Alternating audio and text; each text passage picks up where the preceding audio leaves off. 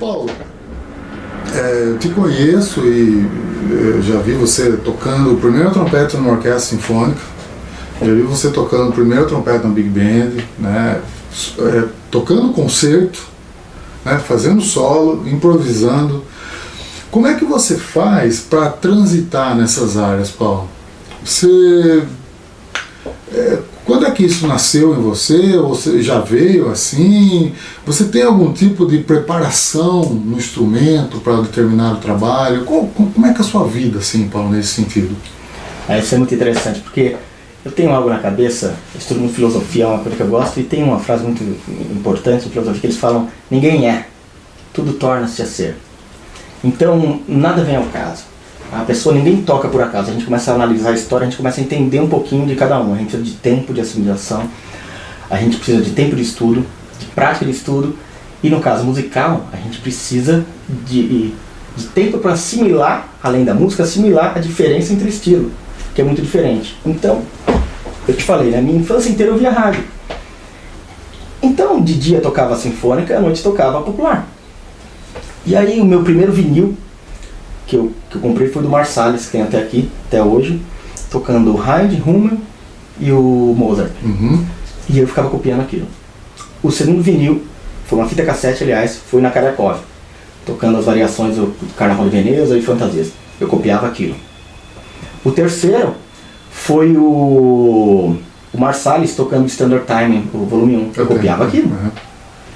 Uhum. O quarto foi Maurice André, tocando Carnaval de Veneza com Flugels. Eu copiava aquilo.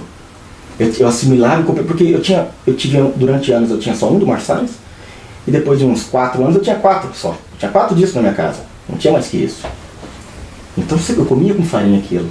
E aí meu avô adora orquestra, botava as coisas de orquestra. Só que, como eu venho de uma família que tem músicos, eles gostam muito de música instrumental. Então a música orquestral para mim foi muito cedo. Eu comecei numa orquestra chamada Infanto Juvenil, de São Paulo, ainda tem, o FIGE, com 9 anos de idade.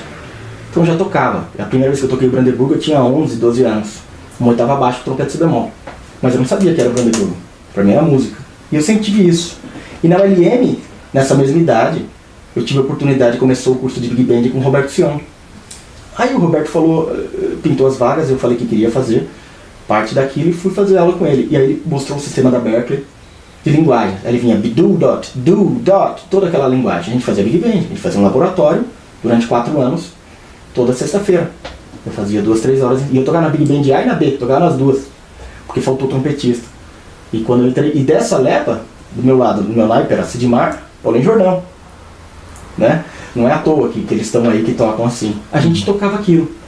Então eu tinha a vivência na orquestrinha jovem, uma vivência de orquestra, já tinha uma vivência de tocar lírico de igreja, de tocar como se fosse tocando um coral, a Big Band, e aí montou um grupo de metais na ULM. Fui pro grupo de metais. Comecei a aprender a tocar em grupo de metais. Aí teve a oportunidade de montar uma jazzinha. Na época eu fui fazer audição, entrei numa orquestra de jazz sinfônica. Nisso eu já estava fazendo alguns trabalhinhos, algumas coisinhas assim simples, e fui entendendo isso. Aí no final eu falei, demorei a entender, assimilar, e falei, não tem diferença, é tudo música. Uhum. A diferença é o sotaque. Uhum. Então se eu estou numa orquestra, eu uso T britânico ou T americano. Eu não uso nem o nosso T. Porque essa escola que eu tenho, e isso mudou quando eu fui pra fora, de como se toca no mundo. Quando eu vou na Big Band, do dot. Então eu tenho na cabeça definido o som que eu quero e como eu desejo. O que eu faço? Eu pego, hoje em dia, eu pego um estudo, pode ser Voisin, pode ser estudo simples. Eu gosto muito do livro do Tchaikovsky. Uhum. E eu pego os estudos líricos dele, que ele separou, numa compilação, não o estudo simples, os líricos, e toco em vários estilos. Hoje em neurociência já se sabe que quanto mais a gente conhece mais estilos, melhor você consegue tocar um que você defina. Acabou aquela história, você só toca um, você é bom nisso. Não. Se você conhecer o abecedário inteiro, é muito mais fácil definir o que é A. Porque eu conheço de A a Z. É muito mais fácil. No final é muito mais fácil fazer isso. Só que só se eu tiver o som na minha cabeça. A preparação é diferente. Um primeiro trompete de Big Band precisa ter um som com uma pontada, precisa ter um pouco mais de brilho, punch, bom ritmo. Sim. Um primeiro trompete de orquestra precisa ter um bom ritmo, punch, não precisa ter a pontada do brilho, tira um pouquinho mas ainda mantém mesmo a mesma tipo de sonoridade grande. Punch também, né? O punch, claro. Aí eu tive o problema de tocar em banda sinfônica há muitos anos. Na banda sinfônica de Cubatão e aqui em São Paulo, como convidado em alguns lugares. Um primeiro trompete de banda sinfônica é um pouco diferente. Você tá num ensemble de metais. E nisso foi a minha preparação. Mas eu não tinha dificuldade em transitar os ritmos, porque o capitão fazia pra gente na aula algo muito interessante. Ele falava, você toca trompete. Não, você toca trompete. Você tem que tocar tudo que vier. E ele falava, quando você for no estúdio, se o cara botar isso aqui, você não vai tocar porque não é o seu estilo? Aí o que ele fazia com a gente? Estudava Clark, todas as coisas. No quarteto de trompetes, que era eu, o Reginaldo, o seu Elísio e o Renatinho, o Renato Longo, os caras todos estão aí, estão trabalhando. Ele botava a gente tocar um coral de bar e um frevo. E ele explicava a diferença, dançava ainda brincando, falando do frevo e tal. Então eu fui assimilando essa diferença de ritmo e cada vez, claro, a gente vai estudando um pouquinho mais, você vai entendendo algumas nuances, né, disso. Mas não fica difícil, só dá trabalho. Dá trabalho. Mas trabalho é bom, trabalho dignifica o homem, trabalho faz bem pra gente. Só que nem todo mundo está disposto a ter esse trabalho. É mais cômodo para qualquer ser humano ficar numa área de conforto e não sair dali. Então, a hora que eu descubro que eu nasci para isso, mas você nem tentou o outro, tenta um pouquinho, se arrisca, sai do conforto, pula um pouquinho ali, a água está fria, dá uma puladinha e você vai ver que de repente ela não está tão fria, porque você entra, seu corpo ela entra na mesma temperatura, opa, não, já ficou quente. Mas eu tive a oportunidade, tive muita sorte, eu tive a oportunidade de arriscar e de testar. E aí eu fui descobrindo que era só música. É possível. Claro que gera muitos conflitos em algumas áreas que pessoas não acreditam. Eles falam, não, você não pode tocar isso ou isso. É uma pena que essas pessoas falam isso, porque você pode tocar o que você quiser, só depende de você.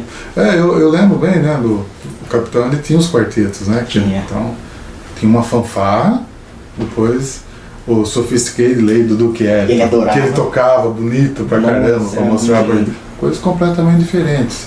Só que o ensaio do quarteto demorava 2 horas. Tocar mesmo 15 minutos. É isso. Porque ele sempre falava, estilo, né? É incrível, né, Paulinho? Ele foi o nosso pedagogo. Teve um privilégio, né? Muito. Nossa, eu tenho que agradecer muito. Porque aquilo que ele já fazia no laboratório com a gente, de organizar, de fazer você pensar. Lembra, né, aquela frase que a gente comentou e já falamos, estude como cientista. Esgotou todas as possibilidades, busca uma nova. Isso faz muita diferença. Ô Paulo, e qual seria o seu conselho, então, para esse pessoal que, de certa forma, está um pouquinho, né, perdido, para transitar nessas áreas? Qual que seria o conselho do Paulo Viveiro para isso aí? Para os músicos. Não só para os trompetistas, mas para os músicos. Primeiro, esteja aberto. Esteja aberto às oportunidades e ouvir todo mundo. Ouvir estilos, ouvir ritmos, ouvir sons diferentes. E a gente, como trompetista, eu aconselho que escute trompetista, mas além de escutar um trompetista, escutar músico, escutar bons músicos. Eu toco um concerto solo pensando como Heifetz tocaria aquilo ali. Outras como Horowitz, que eu adoro. Esses caras me encantam tocando. Então talvez o conselho seria esteja aberto e estude base. Fundamentos de qualquer instrumento. Eu não conheço um instrumentista de altíssimo nível. E aí eu digo não mediano ou alto. Altíssimo nível, rendimento de altíssimo nível, que não trabalha fundamentos diariamente. Estuda os fundamentos. Você está pronto tecnicamente em qualquer instrumento, depois você só precisa colocar aquilo na ordem. O tio Lárcio de Freitas uma vez me falou uma coisa muito interessante. Ele fez um arranjo para uma sinfônica em São Paulo e a parte de piano era muito difícil. E a pianista chegou para ele e falou, tio, carinhosamente chamado de tio, né, Lárcio de Freitas, isso aqui é muito difícil, isso aqui eu não consigo tocar. Aí ele falou, menina, essas notas tem no piano? Ela falou, tem. Você já não tocou? Já, só não nessa ordem. Traga os problemas para a simplicidade. Porque não existe problema, existe solução e fato. Se esse banco quebrar, não tiver conserto, é um fato, não é mais problema. Se tiver conserto, é solução. O problema é sempre temporário, não existe. Então, busquem as soluções. Estejam abertos a elas, né? A gente tem que... É muito difícil, porque a gente toma uns tapas da vida, a gente precisa cair, levantar, ter resiliência para isso. Toma uns puxão de orelha aqui, um ali. Mas tenta. Lógico. Arrisca. Você comentou do Jasper Heifetz, né? Yeah. Tem uma história dele, do Rafael Mendes, né? Que o Rafael Mendes procurava muito ele para passar as peças com ele para poder gravar, né? Que o Rafael Mendes gravou uma série de 14 discos, né? E com trompete espetacular, sabe? Tocando peças de violino, concerto de Mendelssohn, né? E a história é que o Heifetz era um companheiro dele mesmo para decidir as frases, estudava com ele. Eles chegavam a estudar juntos. Olha que coisa incrível. Interessante. Eu tenho uns caprichos de Paganini na memória aqui. Olha só. Eu toco alguns do trompete, não tão bem como desejaria. Mas de tanto que eu gosto. É muito legal. É muito bonito. Muito bacana. Algumas coisas de Chopin, piano, tenho aqui. E faz toda a diferença conhecer isso, né? O mundo, a gente fica aqui, aí você abre um pouquinho e fala, opa, vai abrindo. A hora que você abre o mundo e vê o mundo inteiro, você fala, não sei nada. Eu acho também, Paulo, você estuda muito, você fala, não sei nada. Eu acho que é um pouco da personalidade da pessoa em acreditar nela mesmo, né? Porque tem muito, às vezes, uma escola que você passa, uma pessoa, um profissional que você vai consultar, né? A gente é muito disso, né? Conversar com um músico mais experiente. E às vezes um mau conselho, né? Pode atrapalhar bastante a gente, né, Paulo? Olha, o professor ele tem um poder incrível de formar conceitos no aluno.